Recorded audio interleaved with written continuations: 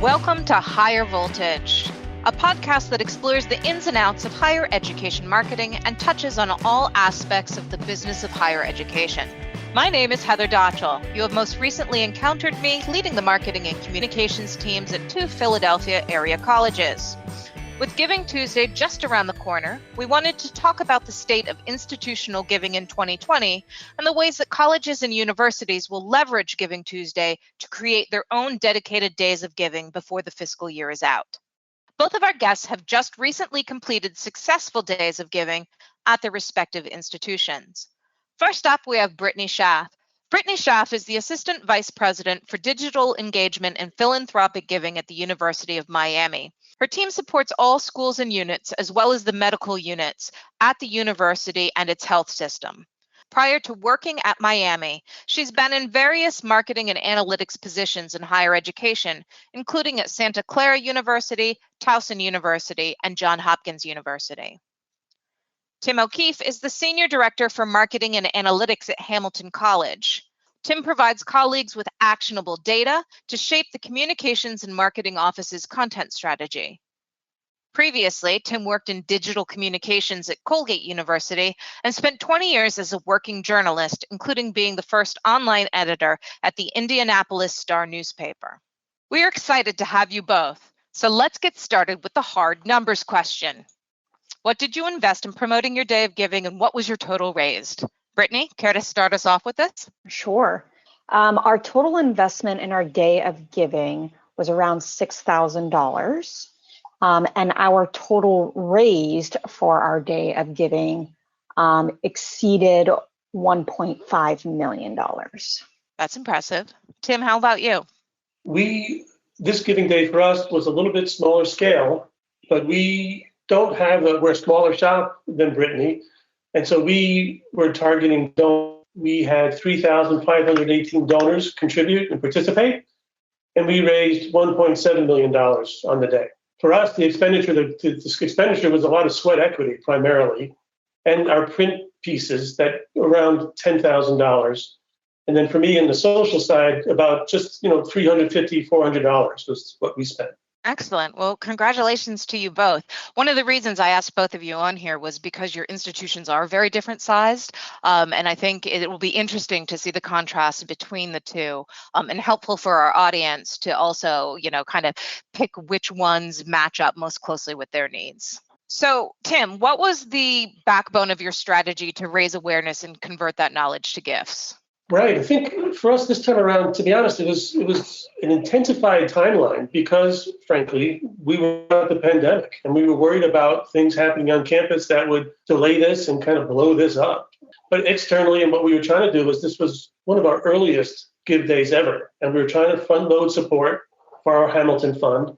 And we were trying to reassure our alumni and others that even though our world had changed here on campus, that we were still Hamilton. And that's where we landed on the Hamilton at heart sort of theme for the give day itself. Brittany, what was your backbone? Great question. Ours was around just straight digital lead generation. So everything we did was with a lead and B2C or a business to consumer kind of approach. Consumer here we would really call constituent, but for lack of a better term, a B2C approach. So we really focused on brand awareness, engagement, and then digital conversions when it came to giving. We started about 2.5 weeks prior to our giving day. We did not use print at all. And the $6,000 cost was generally spent, about 90% of it was spent actually on digital advertisements, and then tracking our conversion kind of practices. We did all of our content creation in-house. So we had over 500 different content pieces for the day leading up to and on the day, as well as following the giving day. That does not include roughly 1,500 personalized video messages that we use through our video platform system. But that's kind of what we focused on as our backbone. Before we dig into some more details, let's take a quick break to say that we are brought to you by eCity Interactive. For more than 20 years, eCity has been creating marketing strategies, websites, and digital experiences for higher ed institutions, large and small. Inspired by challenge and proven by results, eCity can help you solve the greatest challenges facing your institution today. Brittany, let's dig in a little farther. I know that you have a self-sufficient unit that has communication skills embedded in it. Can you explain what your team looks like and how you work with the central communications office, if at all? Yeah, great question, and happy to. So as you outlined in the beginning of the podcast, I have 3 teams actually that support my office that roll up to me. First one would be a philanthropic giving team, which is almost like an omni-channel marketing team that supports the schools and units. They're really focused on engagement and solicitations for the schools and colleges. At the same time, I have a similar team that supports the medical institution and the health system. That team is really focused on grateful patient acquisition, retention of donors to medicine. And then the third team is a digital engagement team. And for this purposes, we might just refer to it as digital marketing. And that supports both of those other 2 teams. I'm really fortunate that we actually have a central communication team within our development division. In addition to that, we have a university communication team, and both of them are central in supporting our initiatives. For instance, our university communication team assisted with creating one of our large-scale Giving Day videos. So we do partner with both of those 2 teams when it comes to Giving Days or Giving Tuesday, for instance. Heather, I'm glad you mentioned the scale, because I already have staffing envy just listening to Brittany talk about the team. Yes, that's terrific. So what does your Giving Day team and cross-department cooperative status look like, Tim? So it's interesting. We're a relatively small shop. I work in the college communications and marketing office. There are 14 of us. And it's really just been about a year since we split off from working underneath the advancement office here at Hamilton. So we are now a separate entity, which frankly is a long time coming for us. So it was, this Give Day was one of the first we've done as sort of separate entities. But as we talk about it, the cross division piece is really so important. So from communications and marketing, it's myself as the social media and digital strategist. It's a content person, a web person, and visual communications, incredibly important. And then we work as a group with the Hamilton Fund team and members of the advancement promotions team who help set the theme and help set the tone for what we're going to try to accomplish. So our meetings were inclusive meetings, and then you drill down into these working groups that focus on social or focus on the print piece or whatever that might be. So we're going to get into the nitty gritty now, where we've got a little bit of the sense of your team and your basic strategy. I would like you, if you would, to please walk us through how you built and executed these campaigns. Tim, let's start with you. So it's interesting. It's meetings, right? We're academia, so we do meetings, and we sort of throw darts and poke at things a little bit. And does this theme, does this concept feel like it fits Hamilton? Is it going to achieve our objective? And for us, these Give Days are all about participation and donors, getting donors and getting that ever elusive non-giver. So we meet, we talk, we do our due diligence in terms of the theme's going to resonate, play off with our key alums who might share some feedback with us. We do the volunteer calls. I do some emails to our social media advocates who I'm asking to help promote and to share on their own and to retweet and like and generate some momentum for us. We think about whether we're going to, how much paid versus organic we're going to do on social. And then one of the key things that I found, since we're working as actually 2 separate entities in some ways, is that I think the biggest thing for me is making sure that everyone feels like they have a stake in the process. Everyone feels like they have the skin in the game, right? Because otherwise things get the tail off a little bit. And I think that involvement from the start, having everyone feel like they've got a big role in this is very, very important. And then, we talk about our ringless voicemail. We talk about texting in terms of the digital outreach, and make sure we're focusing on our Facebook groups where we're finding more and more activity in lieu of actually activity on some of our main channels. And then we figure out the cadence, which I think is incredibly important, which maybe we'll talk about a little bit later. And then how we're going to treat Instagram, how we're going to treat the stories versus Facebook posts. And we drill down and come up with the timeline and the schedule and what assets are going to fit where. Brittany, how about your strategy and your execution? Yeah, great question. We took an approach very similar to what Tim and Hamilton did, to be honest. I don't know how many giving days Hamilton has done, but at University of Miami, this is actually our second ever. And we were going to do one in April 2020, and then for lots of reasons, we decided not to do that. So this is the second one we've ever done. I will also preface that my team is a team of 10, inclusive of me, and 70% of us have never met in person because we were hired during COVID, and 60% of us have never done a giving day ever. Now, so to put that all in perspective, one of our biggest goals was just to hit goal, just to hit that 2020 donor count, right? But really, when you broke it down, what we really wanted to achieve was engagement, data mining, and conversion. And so we built the entire structure really based on those three things. In fact, that structure format. So the first thing we did was put a committee together across the institution. It included people all the way from enrollment management, all the way to athletics, students from our student government association, and gift officers from every school and unit, and kind of everyone in between. To Tim's point, the more buy-in you have, the more successful you're going to be. And from there, we decided that we really wanted to lead with engagement. So we gamified it. So we used gamification, right, a competition model and digital platforms to help spur engagement leading up to the giving day, on giving day, and then after giving day. And every time we did this, we tracked it on social. We're very lucky to have social listening technology that can tell me everything from earned to owned sentiment all the way to positivity rates and everything that people are saying on digital platforms, public domains. So we've used that to help create our structures internally. And then externally, we knew that we needed to have challenge and matching gifts. So we had 5 top ranking challenge gifts, which would be quote unquote unlocked or provided to the institution when we hit certain participation goals. And in addition to that, we had over 40 matching gifts. These are $1 matching gifts for specific entities, schools, colleges, club sports, etc. In this way, we could have internal competition where people were trying to be our advocates and saying, I'm putting up $1,000 for club volleyball. When we raise $1,000, join me. And then that helped lead to our overarching 2020 donor count goal. Heather, if I can jump in and ask, we use a vendor to help us with our Give Day platform, and we've done about 4 major ones and several smaller ones. But for us, the idea of, just like you described, it's you have unique URLs that you can track to see how they're performing. You've got, and the piece that's interesting to me is the advocates piece. Folks can go on the site and say, I'm going to match $25 for everybody in my class if they give X.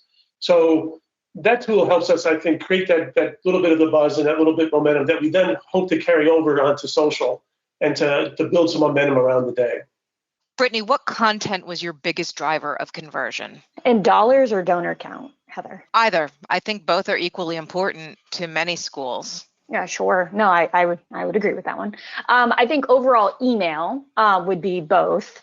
And then second to that would be texting. We actually don't have a phone-a-thon program here at the University of Miami. We we're essentially using digital lead gen as the replacement of our phone-a-thon program. So other than email, I would say the highest conversion we had was on digital ad placements. For instance, we had 2 Giving Day videos, one that focused on like the major university. It had our mascot in it. It was really fun. And that converted around $15,000 just from Facebook ads. And then we had a separate video that was on Facebook, and that was really highlighting our Miller School of Medicine and diversity and inclusion initiatives within the Miller School of Medicine. And that converted around $27,000 in total. That's, if my math's correct, around $43,000, and it was about 380 distinct individuals. Tim, what were your biggest conversion pieces? That's interesting. It does follow with what Brittany's talking about for us as well. I often hear that email is dead, but no. Email is the primary driver for us for both clicks to the Give Campus, our donor site, and for conversions. And what we also found, which is a little bit of an outlier this time around, is we had some pop-up boxes on our .edu website just in the alumni section, and our Because Hamilton campaign section. And that produced a lot of click-throughs and a lot of conversions as well. So that was an interesting piece for us too, to see if maybe we can expand that to other areas of the website. So it was email. Our thinking and the trends we've seen in our past Give Days is that for the large part, social is sort of that way to be that cheerleader, is the way to keep momentum going. And we drive people to the site where we expect them to give, but it's always that challenge of getting them to convert there. And we think that the form is very frictionless and is easy to use, but it's just a challenge to get them to make that pull, right? To get that to happen. Yeah, Tim, at the U, we have the same thing. And on our giving day, and we started doing this for other smaller campaigns to test it out, we started putting our chat bot on our actual site. And that has helped with some conversion. It also just helps with cleaning up our data, to be honest, because you have to put in your email. So even if you don't make a gift, then we've at least captured your email address, first name, last name kind of thing. But we did see that help us this year. And we did it about 2 weeks leading up to Giving Day when we launched our VIP site. Interesting. Nice. Yeah, that is really interesting. Anything more we should know about that? I like chatbots. I might be the only person, but I think they're helpful when deployed correctly, I guess I would say. When they provide a service, right? When they do something practical for the end user. And I'd agree, the phone banks had been a fairly big part of what we've done in some recent Give Days as well, with primarily our student athletes who would get together and do this. But as Brittany said, it's just become less and less a factor, where the voice lift product we use and the texting we use has generated more interest than the phone banks. So we're talking about a lot of moving pieces here, where we have digital ads, we have email, we have texting, we may have phone banks, we have all of these things, and we have to coordinate them. So let's talk about cadence. Tim, you alluded to that earlier.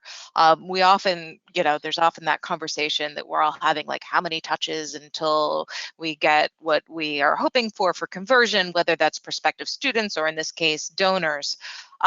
How important was your cadence of communications, and how did you corral that, Tim? I think it's incredibly important. I think we're all worried about that email burnout, right? That, another thing for my alma mater, I'd like them, it's great, but I've got other things to do. And so we had a working document that spelled out when the email was going to go, who it was from, and to what time of day that was going to happen. And then for me on social, I was going in between those spots to do my Twitter posts or my tweets or something more on LinkedIn or wherever we might go. So I do think that's really important to try to build up to the day, to try to get the momentum going, and then not to overwhelm on the day, and to pick your moments. And we also, like Brittany alluded to, the data and everything, it's very interesting then to look at which emails perform the best, who they came from. Was it an alum? Was it our advancement? And then make sure we use that for the next time around to figure out who had the most impact there and what time that went out. So we do track that very carefully to try to inform us for the next time. Brittany, how about you and your team? What did that cadence look like for you? Yeah, similar to Tim. We have a staff member on my team who's responsible for project managing special initiatives like Giving Day. And so part of her responsibility is to put this kind of cadence together. I think it ended up being give or take 50 pages. We didn't outright solicit for medicine, but we allowed people to donate to medical units. And the way in which we approach that conversation and content is slightly different. So it was a little bit more intricate than if we wouldn't have included medicine. But I'm glad we did for lots of reasons, because they are part of our institution. As far as the comms cadence, it started about 2.5 weeks before Giving Day started. In addition to all of our emails, which went out about every 2.5 hours, we picked the dates and times for our email drops on Giving Day based on e-commerce transactions. So we went ahead and looked at all of our e-com pickups over the last 6 months and really determine what time frames the most of our conversions take course in.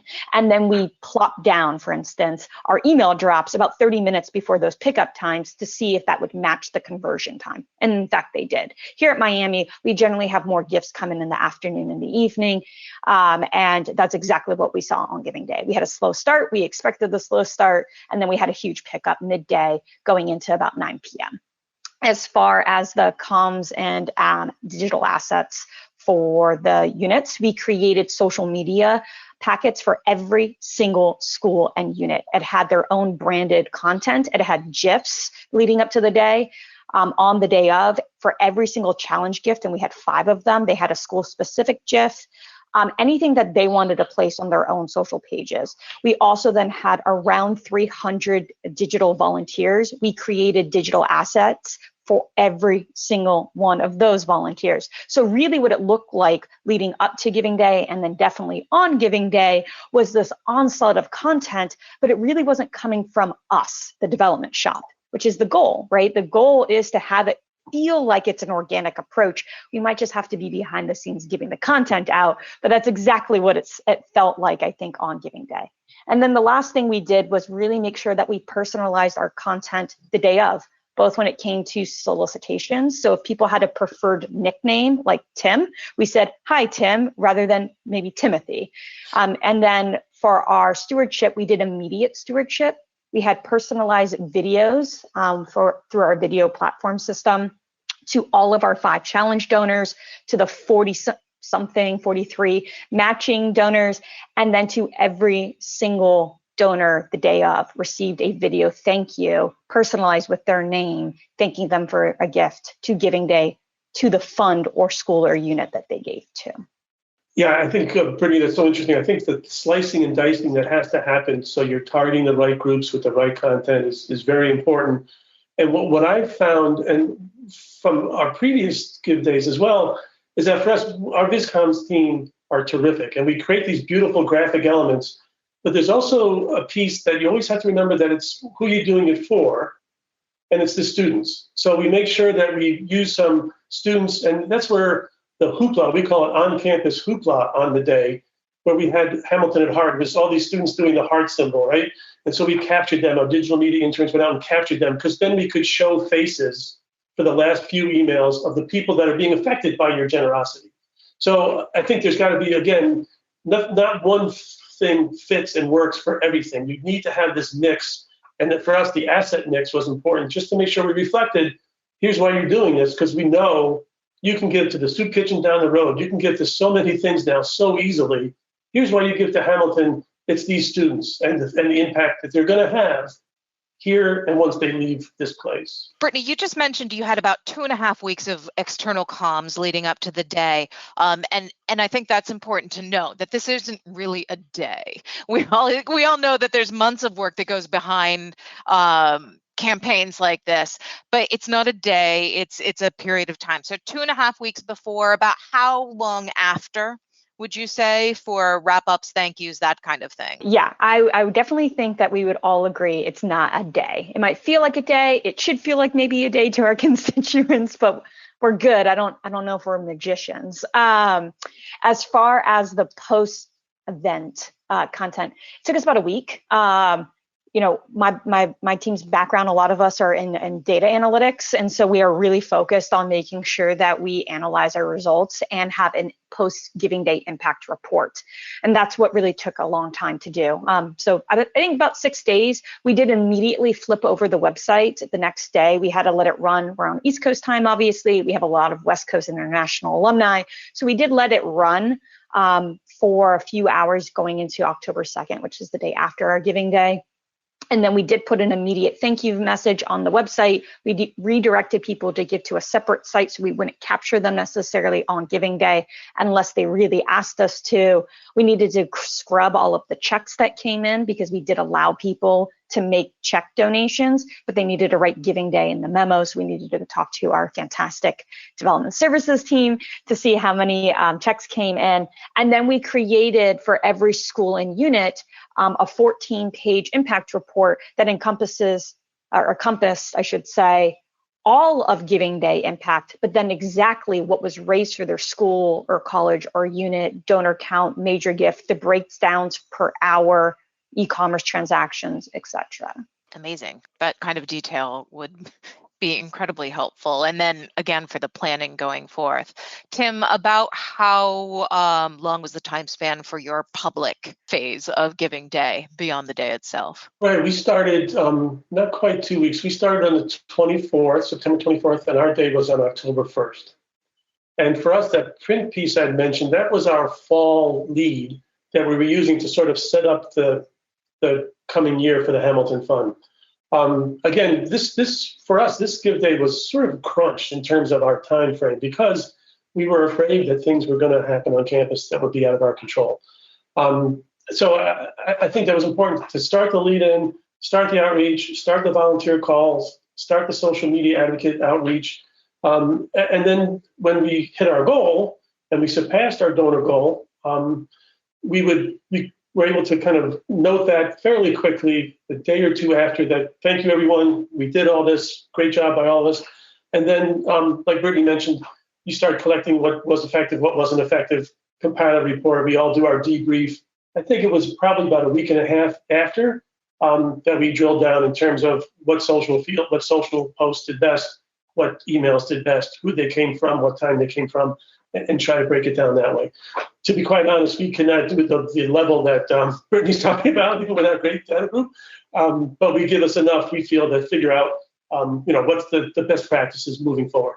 So let's talk debriefing. As you went through and you analyzed everything that came in, what did you look at and say, we're definitely doing this next time? And what did you look at and say, perhaps we'll find something else in this spot? So I think a takeaway for me is that I've always been sort of lukewarm about this, is what I mentioned as on-campus hoopla, right? Because we spent a fair amount of time. So for this Give Day, we had food trucks in 3 different areas of campus. We had wonderful T-shirts that the team created. We had temporary tattoos. It was Hamilton at heart, so we had like the Dear Mom tattoos that students could get. And I do wonder about, they're not going to give necessarily on that day, but for us, that's all about philanthropy, teaching how to give, teaching the importance of our philanthropic efforts. I got to say that, right? And so that then also helped me share on social that day the pieces, that activity that I mentioned earlier that we could share, and people go, oh, I miss the hill so much. Oh, I miss being there so much. So I'm convinced now that the campus piece is important, even though it's not going to potentially generate the donors, but it builds that next generation of donors and does help us on social and build some momentum around it. Yeah, that's interesting, Tim. We didn't have any on-campus activity on our Giving Day. That's because our president really wants to make sure that no one was on campus unless they have to be on campus right now. We're very fortunate that the president of the University of Miami is a pandemic expert. And so President Frank is very firm on who should be on campus and who shouldn't be on campus. And so we actually didn't have any physical activity. But to answer your question, Heather, things that we learned and things that we will continue and things that we learned that we might alter, I'll say. So because we didn't have physical campus activities, we were trying to figure out, using digital structures, how to engage and educate, to what Tim was saying. So we created a fully interactive scavenger hunt on social. I think we maybe made it too difficult. It was supposed to be essentially on-campus students versus remote learners and alumni. And so you could sign in and play the game as one of those two kind of avatars. And I think that was really well done, but I think the questions themselves might have been a little bit too difficult. And so that's something we'll definitely probably revisit, but maybe make it less difficult.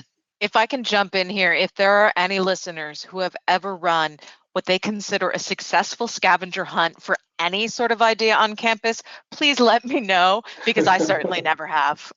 Yeah, me too. Can I get in on that? Please let me know too. But I really thought what worked really well in that is that my team tried something new. And I think that's one of the greatest things about what we do, let alone on Giving Days or not, is we are innovators. We're trying things that are new. We might create KPIs or key performance indicators to track against that, and we might not succeed on them, but at least we're trying to push the envelope. So even though I think that the questions might have been a little bit too difficult and we only had 2,500 interactors, I would say I'm really happy that we tried something new that hadn't been done before. Other things that I think went really well that will continue is creating the gamification model that we have. What was really fun, very virtual, to see who's, quote, winning and leading and who's maybe slower to get there against their goals on the day. Our website kind of had who had the highest amount of dollars and donors every minute because probably like Tim, our website was in real time using a vendor as well. So I really liked that. I think other things that we'll try to shift more into in our next Giving Day, which will most likely be in March, we'll do 2 a year moving forward, is making sure that we interact and engage more with our faculty, staff, and academic leadership, and making sure that the deans, for instance, feel far more involved in the process. And I think that's something that we learned that they want to be more active in, and so now we'll make sure to include them more. And I think that's a fantastic learning moment for all of us. And maybe not every dean wants to, but I think every dean wants to at least have more of a say. And we're really excited to partner with our academic leadership moving forward, more so than we already have. I'll just echo that, Heather. I think we let everyone know on campus what's going on, and we urge them to take part. I will have to say that our on-campus hoopla was COVID compliant to the nth degree. To echo what Brittany, though, too, competition helps. I mean, on the vendor site we use, there are ways you can show which class is performing best. And 2 years ago, when we sort of reinvigorated our Because Hamilton campaign, we had it by region. We had these buckets and showing which region was doing best, and the region won some nice prizes at the end of that night. So I do think competition does help for that sort of camaraderie, and that good sort of Hamilton feeling for us. Yeah, I love that idea, Tim, of having regional competitions. We were thinking about doing that in March, so I might call you to pick your brain on that one offline. Okay, so what have I missed? What have you been dying to tell about your day of giving that we haven't covered so far? I don't know. This has been great to hear Brittany and her experience at a different level school. I hope folks get something from what we're doing at Hamilton, a school of 1,900 students. I think as we do more of these, to be honest, if you talk to my Hamilton Fund director, he has sort of a love-hate relationship with Give Days. It's sort of a gimmick in some ways, and you don't want to rely on that.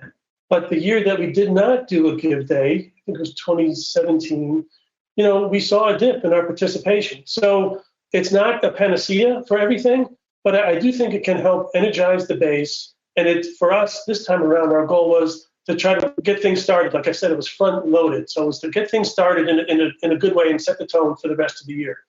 As we all know, and I'm not going to be Captain Obvious, it's hard, right? This is a hard thing. And we're targeting our Libons and Cybons. We're targeting those non-givers, those elusive non-givers.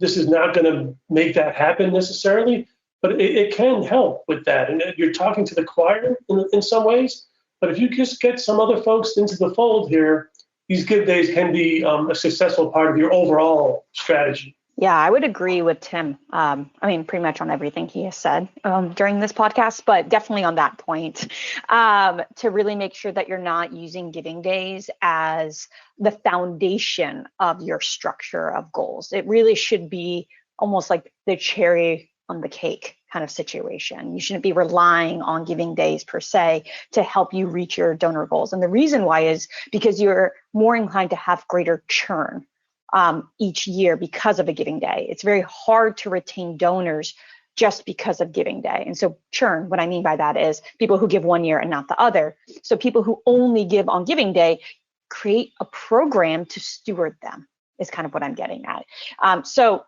there's a reason why we put in so much effort to personalize our stewardship on Giving Day. It's part of that is because we want to make sure that they give not just next year, we in fact want their frequency to grow to 2 or 3.0 in the current fiscal year, and maybe using Giving Day as the catalyst here. But, you asked what is something I'm dying to say. We had a goal of 2,020 donors in honor of the year 2020. We had 2432 hard credit donors, but of that, 45% of them, so what is that, 1,095 or something like that, made their first gift in FY21 because of Giving Day. And of our total, 20% of those donors had never made a gift prior to the university. So we're talking significant acquisition, but again, you're going to have higher chances of churn the next year if we don't develop stewardship. So right now, the reason why we kind of fast-tracked our impact report is because we wanted to actually start stewarding our donors and showing impact of the fund that they gave to, not just their giving day impact, but the total impact, and updates in news and updates on the interactions of what's going on in those funds, those colleges, those schools and units. You talk about stewarding your donors. I know you're not fond of the term annual giving from conversations we have in the past. I suspect that this all ties together in many ways. So can you explain a little bit about your philosophy there and what you prefer if annual giving is not your words of choice?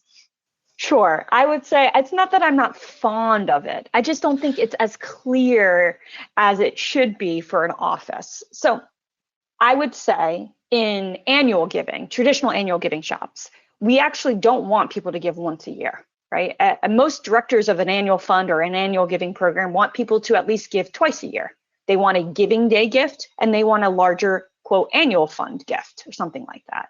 I'm of the notion that your titles should resemble your goals of an office. And so we chose philanthropic giving here at the U because we actually want frequency of giving to increase within a year. And annual, by definition, means once. And so it doesn't match up what our title and our goals are.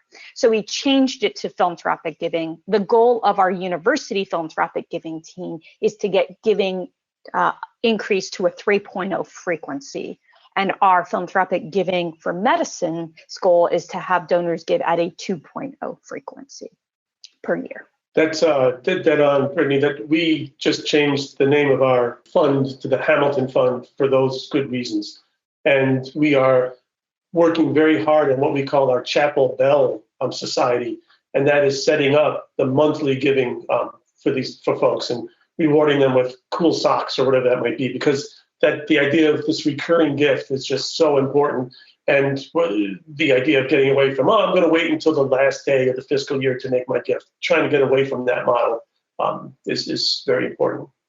So we'd like to wrap our episodes with something completely unrelated to what we're doing. And as we are recording this shortly before Giving Tuesday, and as we're going into the holidays, do you celebrate Thanksgiving? What's your favorite dish? Do you cook it? And can you send me some?